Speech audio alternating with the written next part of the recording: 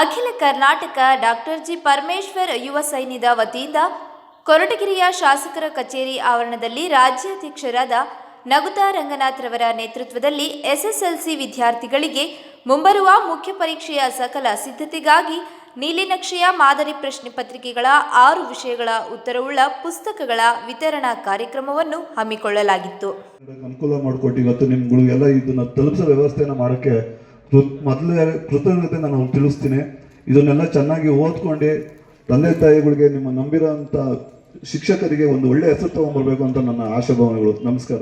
ಇನ್ನು ಸುಮಾರು 500 ವಿದ್ಯಾರ್ಥಿಗಳಿಗೆ ಪುಸ್ತಕಗಳನ್ನು ವಿತರಿಸುವ ಕಾರ್ಯಕ್ರಮದಲ್ಲಿ ಮಧುಗಿರಿ ಶೈಕ್ಷಣಿಕ ಉಪವಿಭಾಗದ ನಿರ್ದೇಶಕಿಯರಾದ ಶ್ರೀಮತಿ ಗಿರಿಜಾರವರು, ತಹಶೀಲ್ದಾರ್ ಹಾಗೂ ಬಿಇಒ ಗೃಹ ಮಂತ್ರಿಗಳ ವಿಶೇಷ ಕರ್ತವ್ಯ ಅಧಿಕಾರಿ ಕೆ ನಾಗಣ್ಣ, ಕಾಂಗ್ರೆಸ್ ಮುಖಂಡರುಗಳು, ರಾಜ್ಯ ಗೌರವಾಧ್ಯಕ್ಷರಾದ ಪಿ ಮಹೇಶ್, ರಾಜ್ಯ ಪ್ರಧಾನ ಕಾರ್ಯದರ್ಶಿ ಬುಲೆಟ್ ಮೋಹನ್, ರಾಜ್ಯ ಸಂಘಟನಾ ಕಾರ್ಯದರ್ಶಿ ಗೋವಿಂದರಾಜು, ಜಿಲ್ಲಾಧ್ಯಕ್ಷರಾದ ಬಾಬಾ ಫಕ್ರುದ್ದೀನ್, ಜಿಲ್ಲಾ ಗೌರವಾಧ್ಯಕ್ಷರಾದ ಗೋವಿಂದರಾಜು, ಜಿಲ್ಲಾ ಉಪಾಧ್ಯಕ್ಷರಾದ ಜಬೀವುಲ್ಲಾ ಮತ್ತು ಹಲವು ಶಾಲೆಗಳ ಮುಖ್ಯ ಶಿಕ್ಷಕರು, ಸಹ ಶಿಕ್ಷಕರು ಭಾಗವಹಿಸಿದ್ದರು.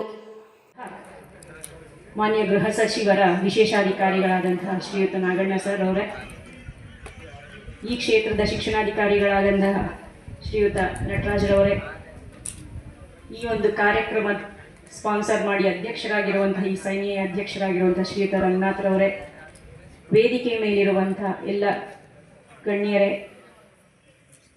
ನೆಚ್ಚಿನ ವಿದ್ಯಾರ್ಥಿಗಳೇ, ಶಿಕ್ಷಕರೇ, ಎಲ್ಲರೂ ಸವಾಲು ಮತ್ತು ಇದನ್ನ ಒಂದು ಗುರಿಯನ್ನು ತಲುಪಬೇಕು ಅನ್ನುವಂತಹ ಒಂದು ಅವಕಾಶ.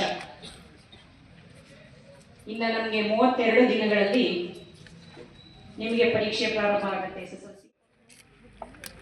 ಇವತ್ತು ಶಿಕ್ಷಣ ಅನ್ನೋದು ಬಹಳ ವಿಶೇಷವಾದ ವಸ್ತು ಅಂತ ನಾನಾದರೂ ಭಾವಿಸ್ತೇನೆ. ಇವತ್ತು ಒಂದು ಕಾರ್ಗಲ್ಲು ಒಂದು ಮೂರ್ತಿ ಆಗಬೇಕಾದ್ರೆ ಹಲವಾರು ಉಳಿಯ ಪೆಟ್ಟನ್ನು ತಿಂದು ಅದು ಮೂರ್ತಿ ಆಗುತ್ತೆ. ಅದೇ ರೀತಿ ನೀವು ಚಿಕ್ಕವರಿದ್ದಾಗ ನಿಮಗೆ ಶಿಕ್ಷಣ ಅರಿವಿರೋದಿಲ್ಲ. ಆ ಚಿಕ್ಕ ವಯಸ್ಸಿಂದ ಈ ಮಟ್ಟಕ್ಕೆ ನಿಮಗೆಲ್ಲವನ್ನು ಅಕ್ಷರ ಜ್ಞಾನವನ್ನು ಕಳಿಸ್ತಕ್ಕಂಥ ಎಲ್ಲರ ಕಾರಣ ಇರ್ತಕ್ಕಂಥ ಫಸ್ಟ್ ನಿಮಗೆ ಶಿಕ್ಷಕರು ಮತ್ತು ನಿಮ್ಮ ತಂದೆ ತಾಯಂದಿರು. ಡಾಕ್ಟರ್ BR ಅಂಬೇಡ್ಕರ್ ಹೇಳಿದಿಷ್ಟೇ, ಶಿಕ್ಷಣ, ಸಂಘಟನೆ, ಹೋರಾಟ. ಇವತ್ತೇನಾಗಿದೆ, ಈಗ ಏನಾಗಿದೆ, ಮೊದಲು ವಿದ್ಯಾಭ್ಯಾಸಕ್ಕೆ ಯಾರಾದರೂ ಚೆನ್ನಾಗಿ ಓದಿ ಅಂತ ಹೇಳ್ತಿರಲ್ಲ. ಒಂದು 25 ವರ್ಷ 30 ನಾವು ಓದುವಾಗ ನಮ್ಮ ತಂದೆ ತಾಯಿಗಳು ನೀನು ಓದಲೇಬೇಕು, ನೀನು ಕಲಿಯಲೇಬೇಕು ಅಂತ ಎಂದೂ ಹೇಳ್ತಿರ್ಲಿಲ್ಲ. ಆವಾಗ ವೃತ್ತಿ ವ್ಯವಸಾಯ, ಎಮ್ಮೆ ಕಾಯ್ಕೊಂಡು ಹೋಗೋದು, ಕುರಿ ಕಾಯ್ಕೊಂಡು ಬರೋದು, ಅದು ವೃತ್ತಿಯಾಗಿತ್ತು. ಪ್ರವೃತ್ತಿ ಶಿಕ್ಷಣ ಆಗಿತ್ತು. ಇವತ್ತಾಗಿಲ್ಲ. ನೀವೆಲ್ಲ ಅದೃಷ್ಟವಂತರು. ವೃತ್ತಿನೇ ಶಿಕ್ಷಣ, ವಿದ್ಯಾಭ್ಯಾಸನೇ ವೃತ್ತಿನೇ ಆಗಿದೆ. ಇಂಥದ್ದು ಅವಕಾಶ ಬಳಸಿಕೊಂಡು ನೀವು ಜೀವನದಲ್ಲಿ ಉತ್ತಮವಾದ ಅಂಕಗಳನ್ನ ಪಡೆದು ಒಳ್ಳೆಯ ಶಿಕ್ಷಣವನ್ನು, ಸಂಸ್ಕಾರವನ್ನು ಪಡೆದಿದ್ದೇ ಆದರೆ ಒಂದು ಸುಂದರವಾದ ಮನೆ, ಸುಂದರವಾದ ಗ್ರಾಮ ಮತ್ತು ಸುಂದರವಾದ ರಾಜ್ಯ ಆಗುತ್ತೆ. ಇವತ್ತು ಈ ಶಿಕ್ಷಣಕ್ಕೆ ಹೆಚ್ಚು ಒತ್ತನ್ನು ನಮ್ಮ ಇಲಾಖೆ ಇವತ್ತೆಲ್ಲ ನಮ್ಮ ಮಾನ್ಯ ಸಚಿವರು ಭಾಳ ತೀಕ್ಷ್ಣವಾಗಿ ಹೇಳಿದ್ದಾರೆ. ಇಡೀ ರಾಜ್ಯದ ಇಡೀ ನಮ್ಮ ಜಿಲ್ಲೆ 2 ಉಪನಿರೀಕ್ಷಕರು ಮತ್ತು BOಗಳು ಎಲ್ಲರೂ ಹೇಳಿದ್ದಾರೆ. ಪಾಪ ಪ್ರಯತ್ನ ಮಾಡ್ತಾರೆ, ಶಿಕ್ಷಕರು ಪ್ರಯತ್ನ ಮಾಡ್ತಾರೆ, DDP ಮಾಡ್ತಾರೆ, ಏನು ಮಾಡ್ತಾರೆ, ಮೂಲ ಹೋರಾಟ ಮಾಡ್ತಕ್ಕಂಥವ್ರು. ಇವತ್ತು ನೀವೆಲ್ಲ ಹೊರಟಿದ್ದೀರಿ. ಇವತ್ತು ಏನು ನಾವು ರಣರಂಗ ಪರೀಕ್ಷೆಯ ರಣರಂಗಕ್ಕೆ ನೀವೆಲ್ಲ ರೆಡಿಯಾಗಿ ಹೋಗ್ತಾ ಇದ್ದೀರಿ.